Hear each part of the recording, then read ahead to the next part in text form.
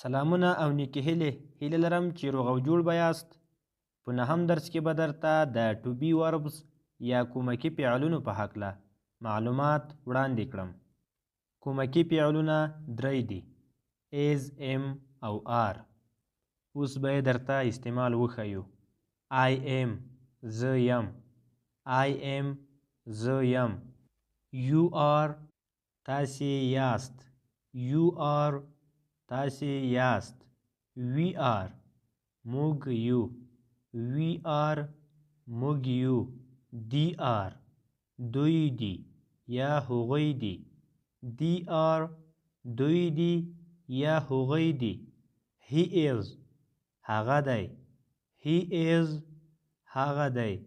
She is، هغه ده. She is، هغه ده. It is، دا دی. It is، دا دی.